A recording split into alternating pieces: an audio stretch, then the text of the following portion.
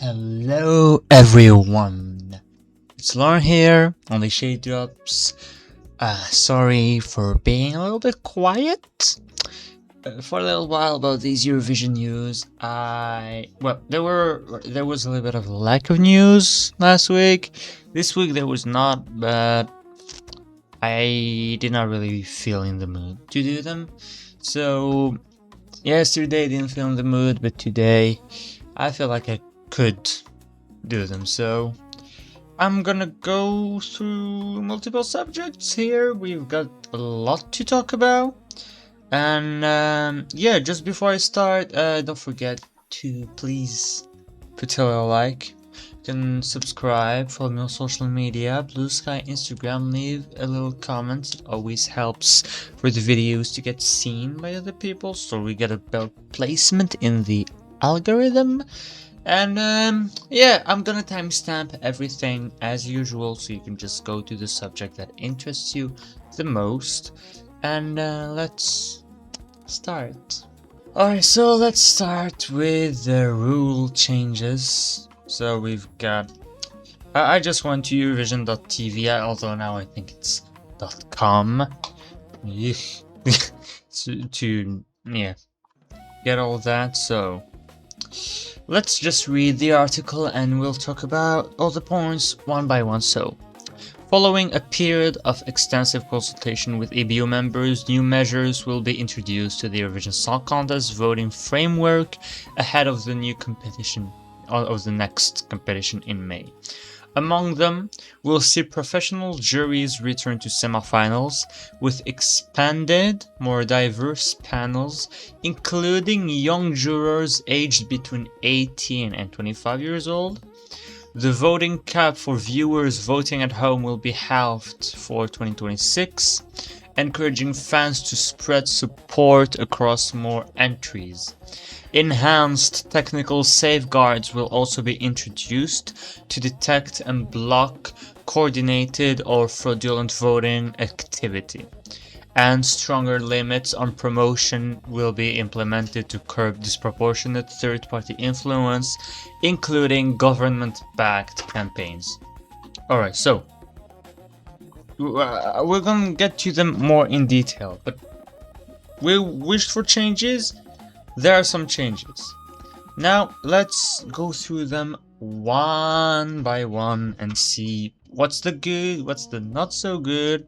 Also adding to this, an independent advisor commissioned by the EBU Executive Board led an in-depth review of participation, engaging closely with directors general from participating broadcasters and other global event organizers.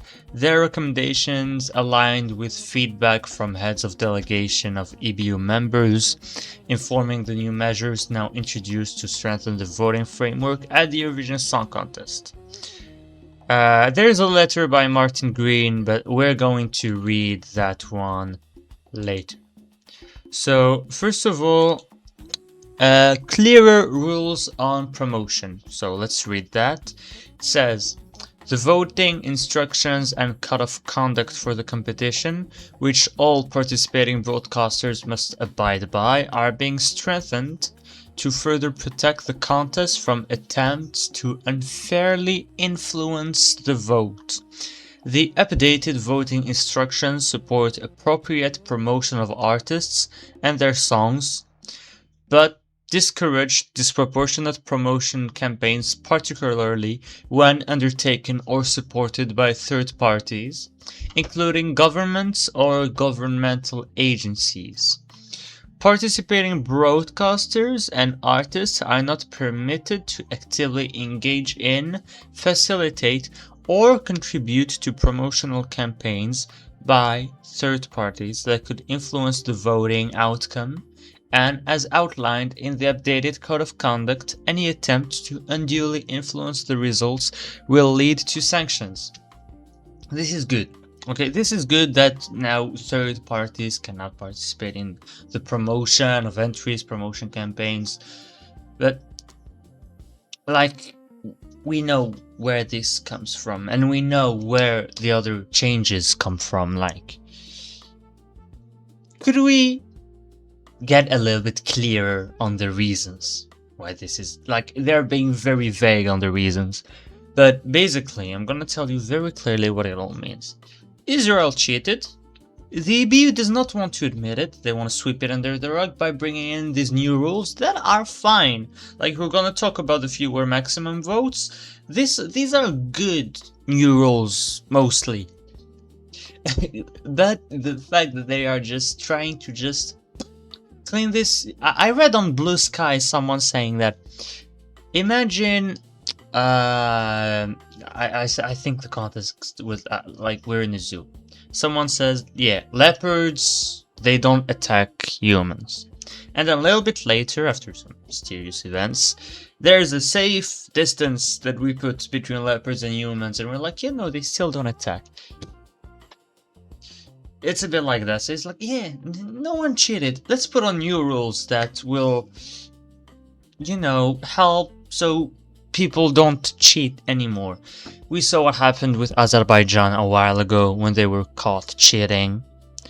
And I think Israel got caught cheating, and that's why we're getting these changes, which I said once again, they're good changes, but don't sweep it under the rug, EBU. Come on, you are so close to doing things right. So close, and yet so far away. So fewer maximum votes, so basically for the 2026 contest, the maximum number of votes per payment method, online, SMS, phone call, you know, will be reduced from 20 to 10. Fans will be actively encouraged to share their support across multiple entries. So, okay, it's a progress, but it's still, it does not change a lot. Like, whether it's 20 or 10, the fact that you can just send 10 votes to one entry, you can easily manipulate the vote like that. So I think rather than actively encourage people to share their support across multiple entries, they should put a rule that you cannot vote for one song more than 3 times. Let's say, okay, we say, like last year, I would send, you know, 3 votes to France, then 2 votes to Austria, then 1 vote for Sweden, and also the gap is not big, but right now I could just send 10 votes to whoever. Or 9-1, or, you know, it's not the same as 20 votes because it's, you know, less mathematically, but there's still the same danger of manipulation. Like you get the big diaspora voting, you get the potential manipulation of voting, just like we got with Azerbaijan in the past and Israel now. You still have these risks. So I think they should really bring this limit of you can vote for a country maximum 3 times. So if you really love a song, you know, you vote for 3 times. But then you can spread a little bit some more votes and not just actively encourage. It's okay, there are some positives here, but still,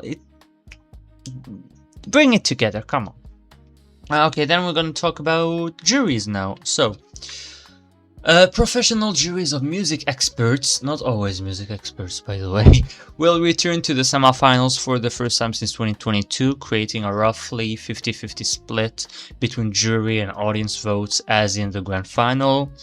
This change is intended to encourage the optimum musical balance and diversity in songs that qualify for the grand final, ensuring that high-quality entries with broad artistic merit are recognized alongside, those with popular appeal. The number of jurors will increase from 5 to 7, and the range of professional backgrounds that jurors can be chosen from will be expanded to include music journalists and critics, music teachers, creative professionals such as choreographers and stage directors, and experienced music industry figures, to reflect the appeal of the contest with younger audiences. Each jury will now include at least 2 jurors aged between 18 and 25. All jurors will have to sign up to a formal declaration to confirm they will vote independently and impartially, will not coordinate with our other jurors before the contest, and be mindful of their social media use, i.e. not sharing their preferences online before the contest concludes.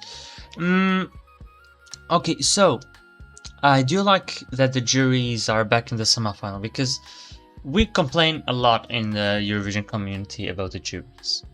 But since the 100% televote in the semifinal stuff has been introduced, every winner has been a jury winner and not a televote winner. No televote winner won the contest since we had 100% televote semifinals. Why is that? It's, I think, because some jury bait songs die in the semi. So what happens in the final? They focus on one song. Loreen, Nemo, JJ. Not saying these are bad choices, by the way. I'm not saying that at all. So I think that bringing back jurors is good. Also, it's good to balance with some unfairness that are with the televote. Like, okay, I know some people will not be very happy about it, but some countries get big diaspora televotes, and some countries really, the televote is very biased against small countries, like for example Malta or San Marino, and we see some countries that do much better than usual with the televote because of diaspora and all, and it's all part of the contest and we accepted it. But the juries could help balance that, I think. Of course, the jury, that I'm not here pretending that the jury is perfect, 100% clean. I don't like the jury that much. But, you know, I think the problem mostly was with the composition of these juries. Like, you had some juries, like I remember one time the Belgian jury, you had a head of press, you had a TV presenter, once there was a comedian in the Dutch jury, so I'm like, who chooses these people?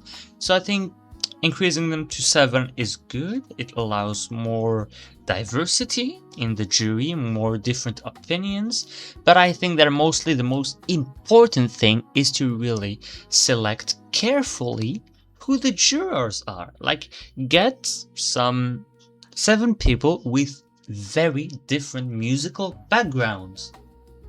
I think that would be a very good thing. Like, we could have something interesting coming out of them. We would not have them like destroying novelty entries and just bringing up some uninspired basic pop song, as they could very often do, but bring more balance to it. That could be interesting. But yeah, we'll see what happens. Then the last thing is enhanced technical safeguards, which is alongside this enhancement, the EBU will continue to work closely with its voting partner ones to expand the contest's advanced security systems, which detect and prevent fraudulent or coordinated voting activity and strengthen monitoring of suspicious pattern to maintain trust in the results of the audience votes. Okay. Alright, so let's now go to Martin Green's letter, because he did send a little letter after the new rules were announced. Let's find it. I have it right there. Alright, so this is a big ass letter.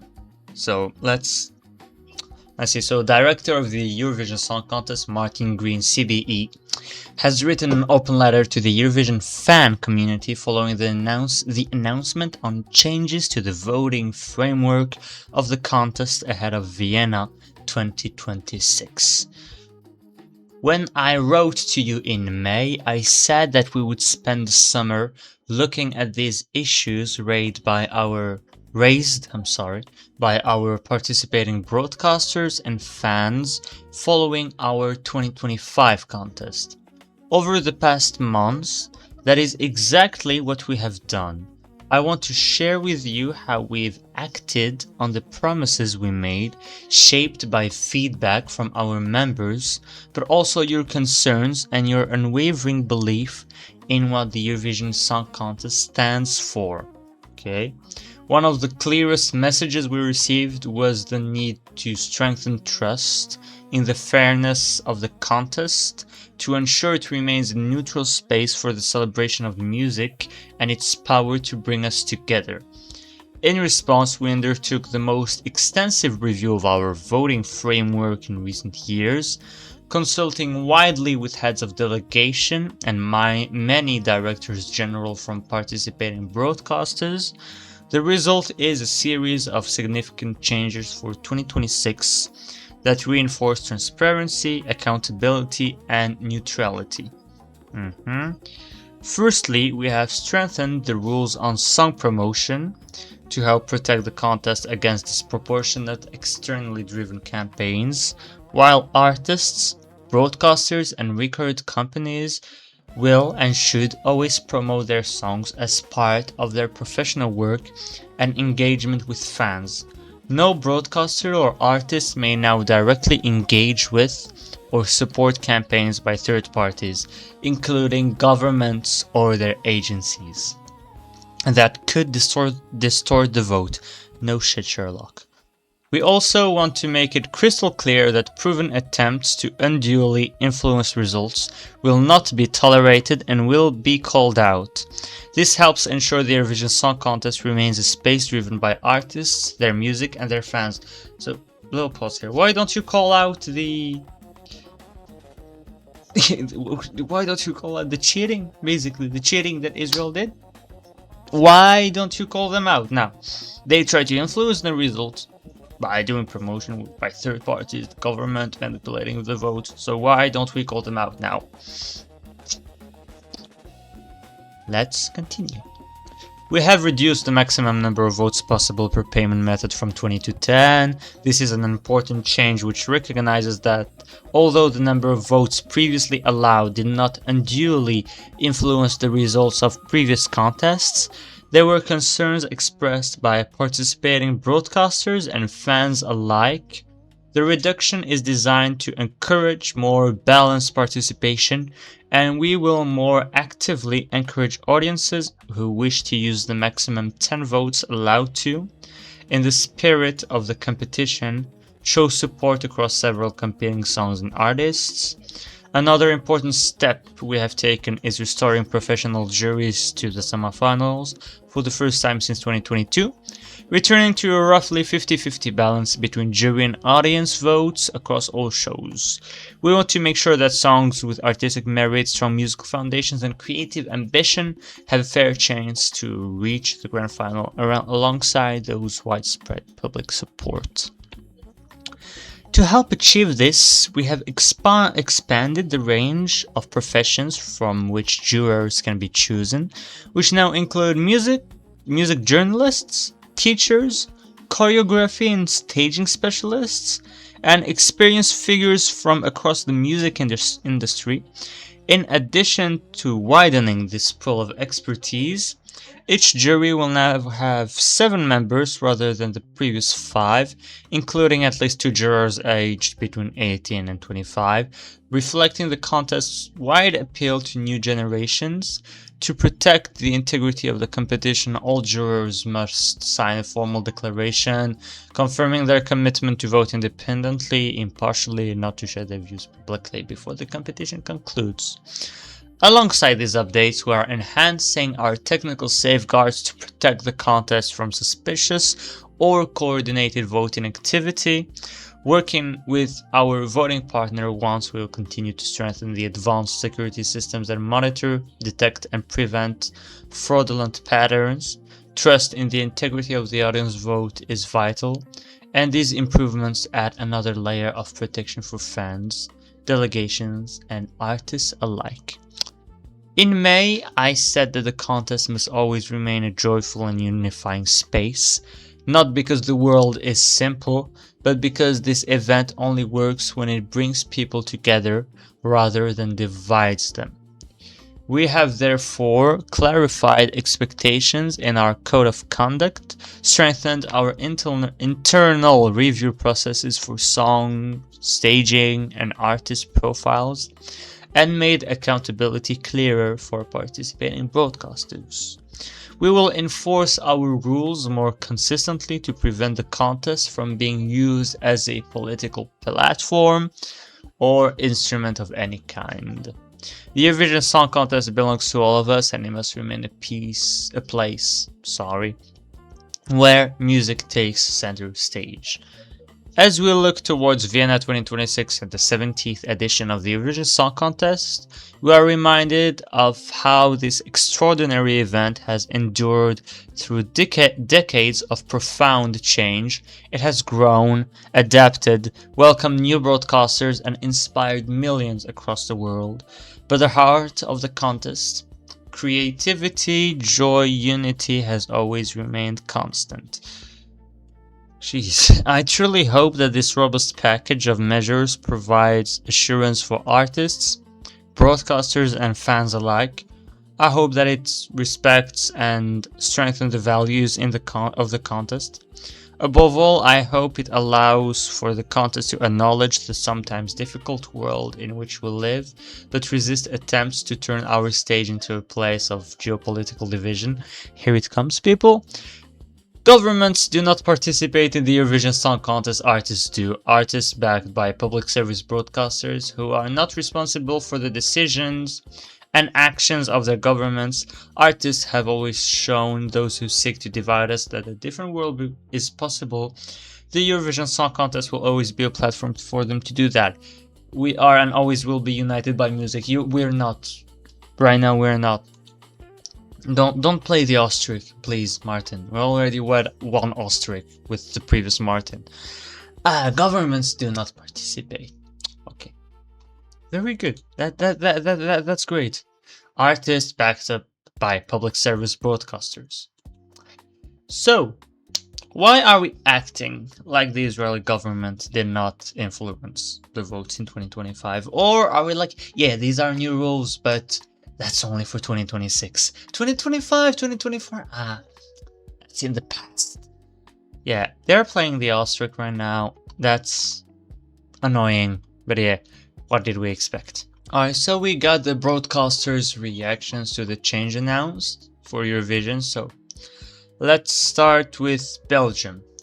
So this is the VRT, by the way, and it's the RTBF who are responsible for next Eurovision, but this is a VRT statement that says that we are pleased that the EBU is listening to the concerns expressed by various broadcasters in recent months. A transparent and fair voting system is essential for confidence in the Eurovision Song Contest. In early December, we'll review the list of participants and the specific conditions together at the EBU meeting. Based on this, VRT, together with RTBF, will decide on the broadcast of Eurovision. So yeah, I'm not 100% sure yet that we're participating. We'll see. Iceland, RUV said, we will go over this, but it is clearly a step in the right direction. We will also consult with our colleagues in the Nordic countries about how to respond to all of this and decide our position before we attend the meeting in December.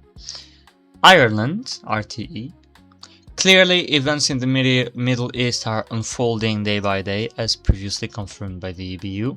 The issue of participation in the 2026 Eurovision Song Contest has been included on the agenda of the EBU Executive Board's Ordinary Winter General Assembly, which will take place in December. So by that, I think they mean the potential vote about the Israeli participation. I don't know if there's going to be a vote or not. We'll see. Avrotros will only respond after the assembly. We got Norway stating that it seems that the EBU has listened to NRK and NRK, the Norwegian broadcaster, and several other member countries and made adjustments that point in the right direction. We also know that Spain,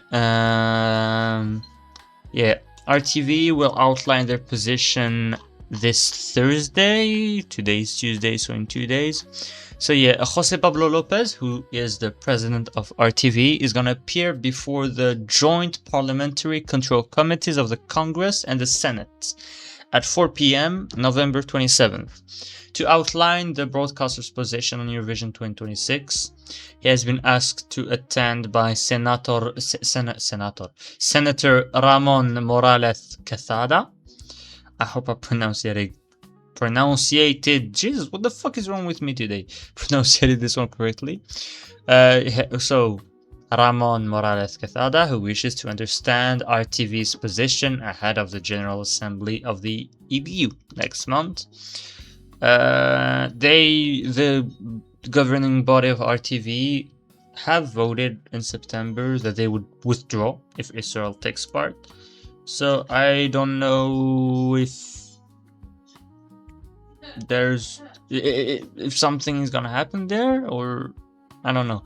Also, I'm seeing here that Dave Goodman, who's a spokesperson for the EBU, said that he hopes that the package of measures assures members that we have taken strong measures to protect the neutrality and impartiality of the competition going forward.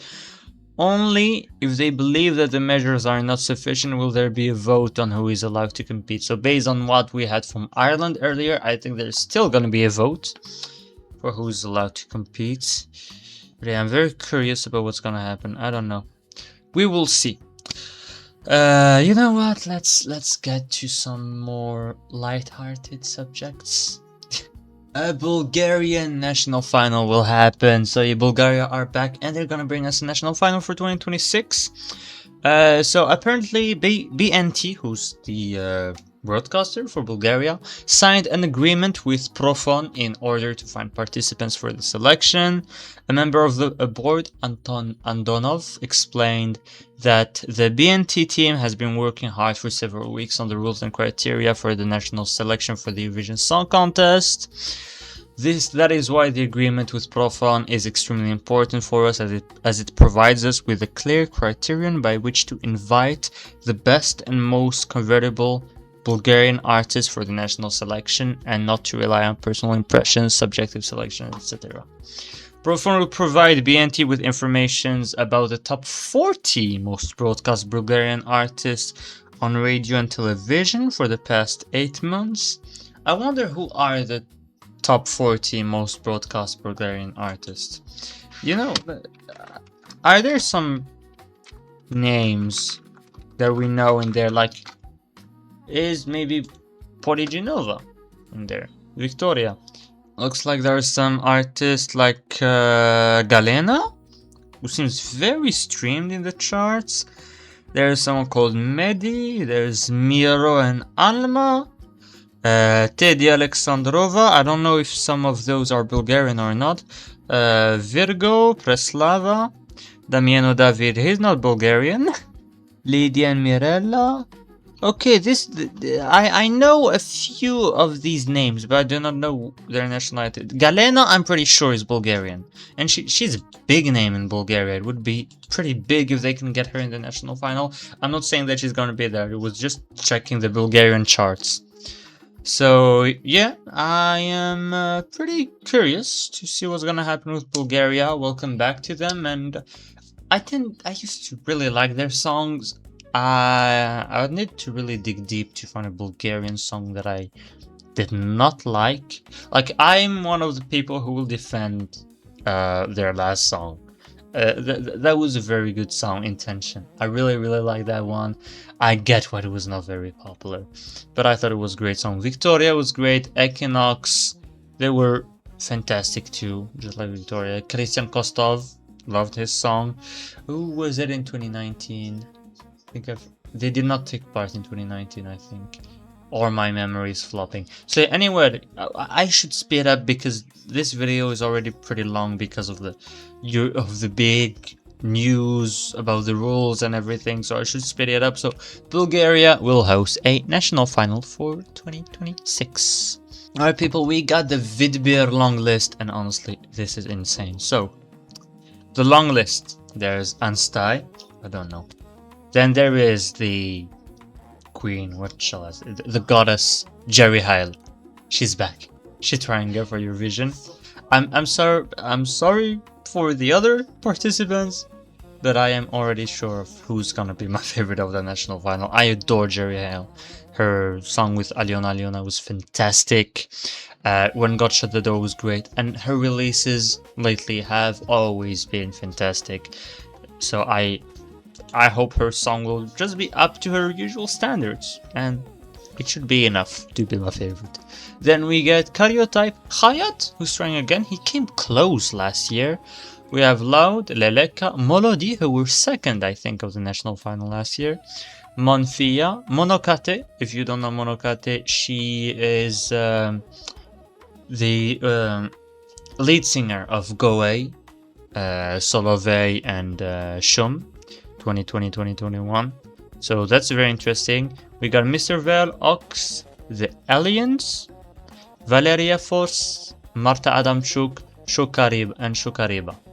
So how many of these will get selected? I think 9 will advance to the final, and from this last 6 acts there will be an online vote to determine a 10th finalist. I know that Melovin has submitted a song. I did not listen to it, even though it released now and got rejected, so I'm pretty curious about this lineup. And let's get Jerry Hell her Eurovision win. Let's go. I'm sorry, the hype train for now. Alright, so we know when we are going to have Melodi Grand Prix. It's going to be on February the 28th, which will be the same day as Finland and Italy. So that's going to be a big day. The song, they already selected 9 artists out of 10. They will be announced on January 19th. Then there will be a radio duel between 8 artists where the audience will vote for their favorite to be the 10th finalist, and that one will be chosen on January the 26th, and all the songs will be released on that date. So January 26th we are getting the Melodi Grand Prix song. Mats Turklev, the head of delegation for Norway, said that it might be the best Melodi Grand Prix in history, but we have learned with time to not really listen to what head of delegations have to say about their songs or national finals, because it can be, you know, kind of biased sometimes. We know when we're gonna get our first national final songs of the year. It was supposed to be last week with Albania. We'll talk about that a little bit later. Montenegro said that they will reveal the 15 songs in 2 days. Thursday the 27th, we already know the 15 artists, we know the song titles, so first national final reaction video of the year coming in 2 or 3 days depending on when the video gets released. So it might be one of the last ones depending on what happens during the EBU meeting in December, so let's just appreciate all these little moments that we'll spend all together. Alright, so we are getting all of the Supernova songs on December the 4th. 8 of the 24 songs are already released.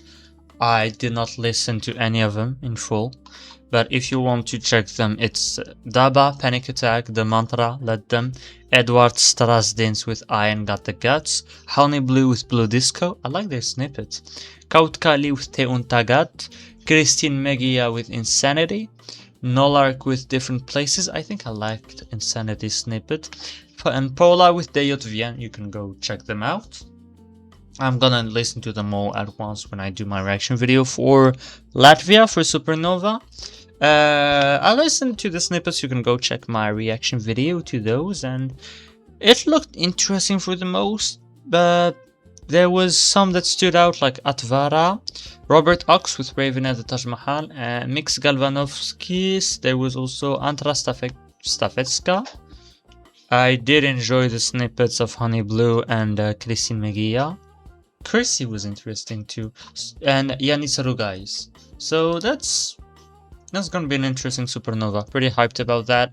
So December the 4th, all of the Supernova songs. We got the date on the Luxembourg Song Contest songs. It's gonna be December the 12th. We are going to know the 8 songs.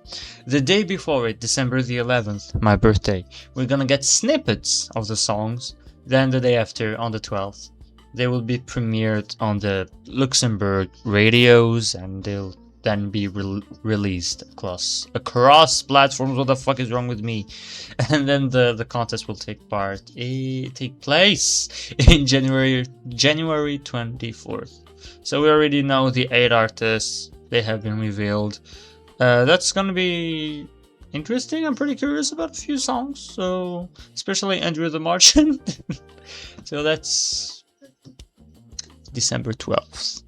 So, Festivale di Sanremo, we are gonna get the artists that will take part in the Campioni category.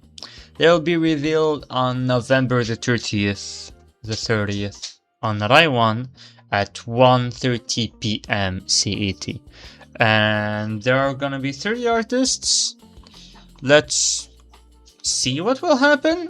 The Campioni category is the usual contest that we follow for Sanremo. There have been quite a lot of rumored names. I am hoping to see ELYSA back. I think she deserves to win Sanremo and go to Eurovision. She's such a great artist. I would like to see Gaia and Clara back from last year. Arman Meta, it would be interesting to see him back, or he's a past participant, so maybe not as exciting. I don't like it that much when past participants come back. So yeah, I mostly wish for an ELYSA comeback. Would be nice. There's been a rumor named Madame. Yes, her. She was rumored. Arisa also. That'd be nice. So we'll see. We'll see what will happen with that.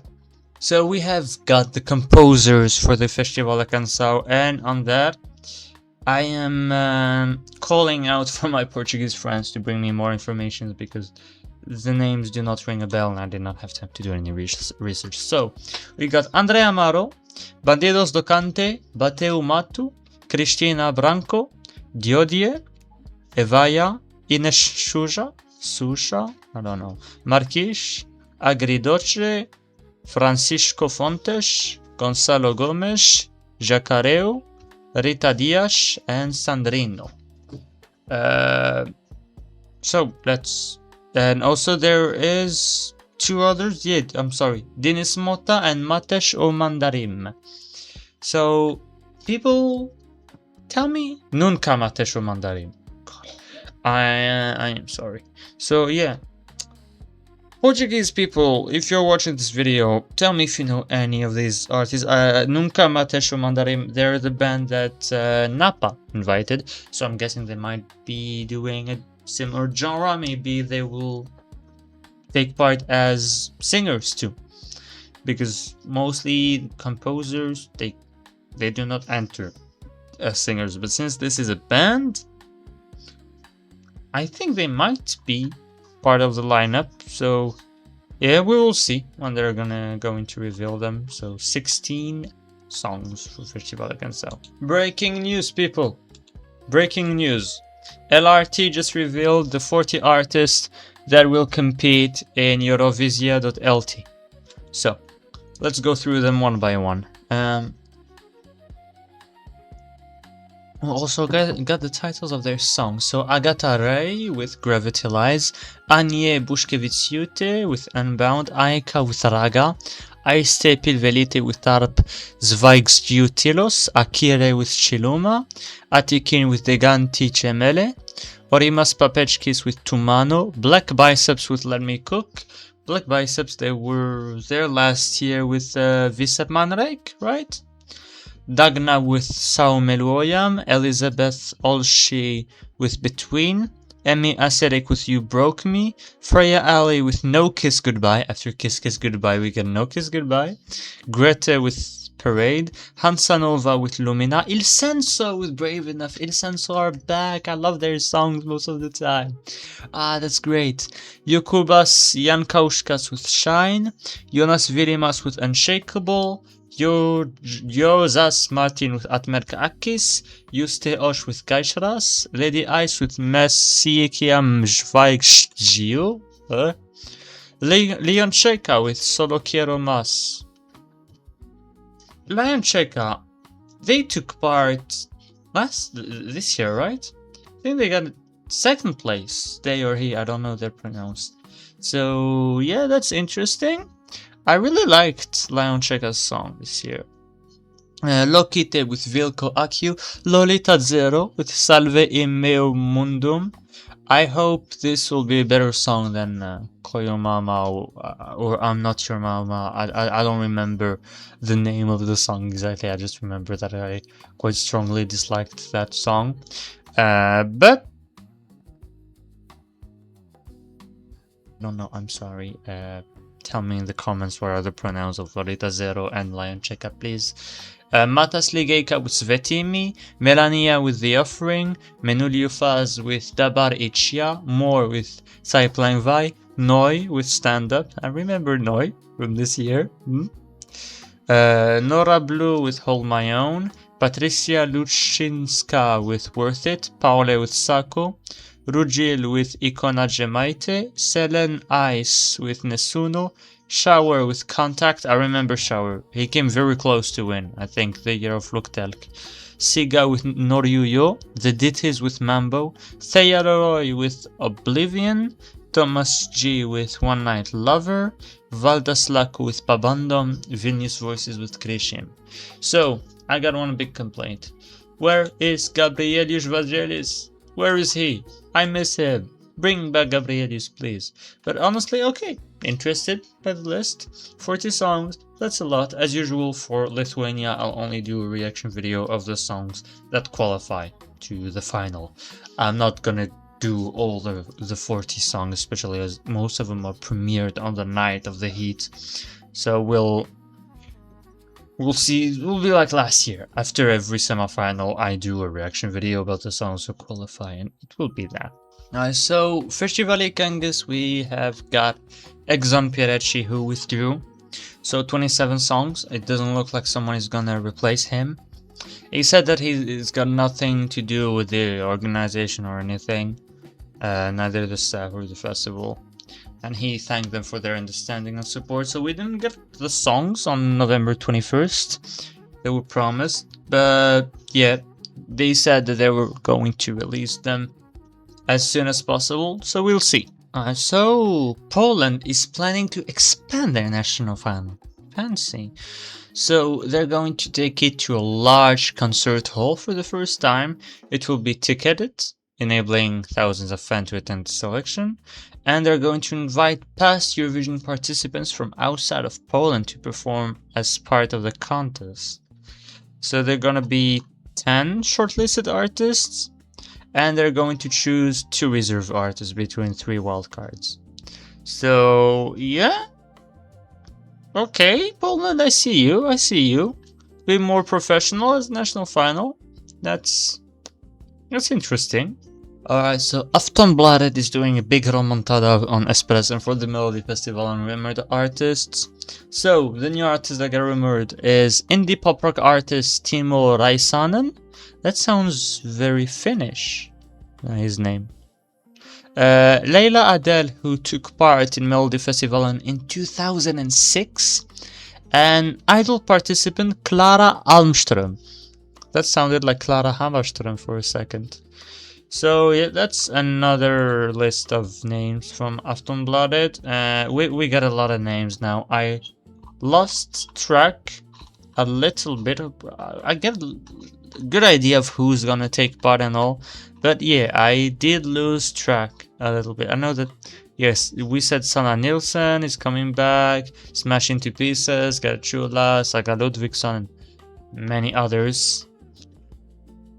It could be maybe an interesting Melodifestivalen now.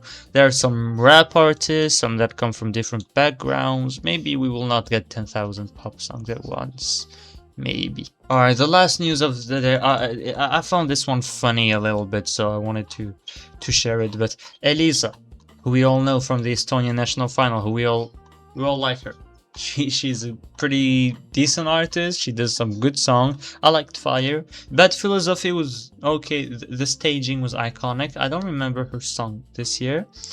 But she was added to the casting list of Dreaming San Marino Song Contest for 2026. She said to Eurovision Discord that she's bringing a winning song. I love this strategy of San Marino, just bringing as many singers from other countries, other national finals, so they end up having an actual competitive national final. Like last year, San Marino had a competitive national final for 2025. They had acts who took part in the Ukrainian national final, you had Belgian acts, you had a lot of Italian ones, and we ended up having Tutta l'Italia winning. And that was cool. So the song was made by writers and producers who have worked with Lady Gaga and Jennifer Lopez in the past. Not sure if that's a very good selling argument for me, but we'll see. So the 52 minutes of recording, that was maybe the longest or one of the longest Eurovision news episode I recorded. I don't know how long it's going to be as a video, but I will thank all of you for watching it. If you did, please, if you did like it, yeah, I don't know, I had the flu 2 days ago, so forgive me for this messy video. So if you liked it, please put a like, subscribe, leave a little comment, follow on social media, Blue Sky, Instagram, links are in the description below. I will see you there. Bye bye.